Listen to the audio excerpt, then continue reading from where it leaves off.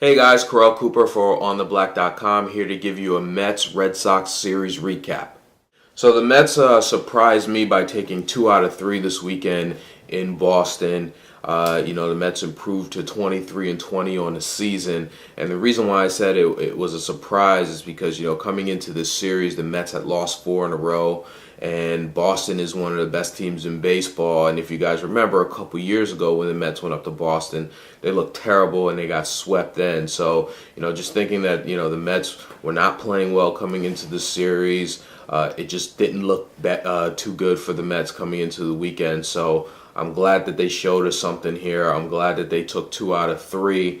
They were 5-5 on the road trip, and as I said at the beginning of the road trip, if the Mets went 5-5, I would be happy. They did go 5-5. They didn't do it, how I expected them to do it by, winning 3 out of 4 in San Francisco, then being swept in LA, and then winning 2 out of 3 in Boston. That wasn't the way I had mapped out 5-5, but nonetheless, 5-5 for the Mets on this road trip.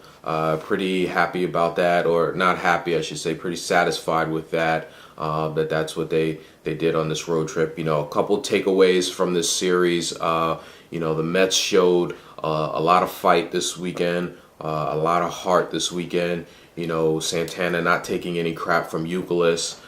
Santos hitting that late inning home run. Even yesterday, even though the Mets got blown out, they were down 3-1 early in that game. They could have packed it in and said, you know what, we got 2 out of 3. Let's just pack it in and go home. But they came back the next inning right after, Lowell hit the home run, and they scored some runs to actually to tie that game up and actually take the lead in that inning for a little bit. Eventually they did get blown out yesterday, but, they didn't just pack it in. They did fight yesterday. It just wasn't their day yesterday. So showing some fight for the Mets, showing some heart. That's one of my takeaways. Another takeaway is, the catcher situation. Santos continues to come up with big hits. The pitchers like how he calls games.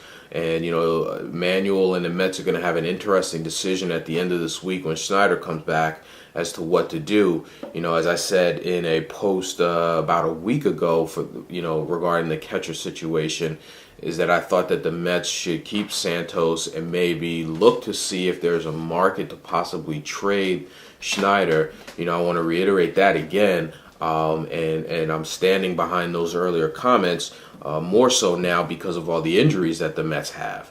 The Mets need some middle infielders right now, and maybe there is a market to package Schneider and someone else and try to get some middle infielder to hold things down until the Mets get more till the Mets recover and get healthy again.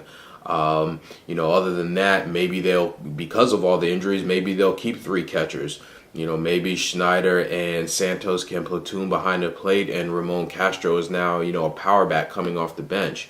There's a number of different ways the Mets can play this. So it'll be interesting to see what they do when Schneider comes back. And then my third takeaway from this series is all the injuries. That's another reason why I was amazed that the Mets won 2 out of 3, in Boston. They are just decimated with injuries right now. I think, I'm not 100% sure, but maybe Reyes will be back today and playing at shortstop. Church is hurt, so there's now talk of bringing Fernando Martinez up. But the Mets are really decimated with injuries right now, and just hopefully they can kind of keep their head above water until they can get healthy and maybe go on a run then, but we'll see. Now it's time for my who's hot, who's not, and who's hot is Gary Sheffield, and where would the Mets be without his bat in the middle of that lineup right now?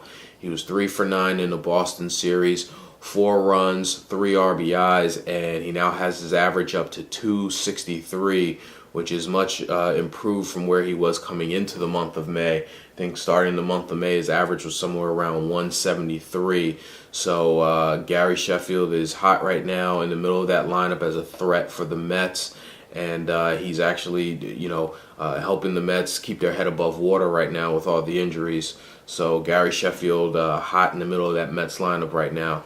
Flip side of that, who's not hot? Tim Redding looked terrible yesterday, and in his 2 starts, Redding has 10 innings pitched and has walked 8. So he's almost close to a walk per inning, which is not good. So Tim Redding hopefully will turn things around. I know he just came back from injury, so maybe he needs a little time to get everything together here, but has not looked good here in his 2 starts. And up next for the Mets, they have a 3-game series actually starting today with the Washington Nationals, and then the Florida Marlins come in at the end of the week. And here's what I'll say to the Mets. After looking pretty good this weekend in Boston, you're playing against teams that are in the lower part of your division, games that you need to win, teams that you need to beat up on if you're going to go far this season. So I'm looking for the Mets to take 5 out of 6 over these next 6 games against Washington and Florida. So let's see if the Mets can do that. Get hot while they're at home and take 5 out of 6 from the Nationals and from the Marlins. And that's it for my series recap, guys. Let me know your thoughts on this weekend series in Boston. Would love to hear, got a question for you guys, would love to hear who you thought was the MVP of the Boston series. Was it Santana with his performance on Friday night? Was it Santos with the game-winning home run Saturday? Or was it Gary Sheffield with his play and with his presence in the middle of that Mets lineup throughout the weekend? So I'd love to hear your thoughts on that. Let me know what you think. Talk to you soon.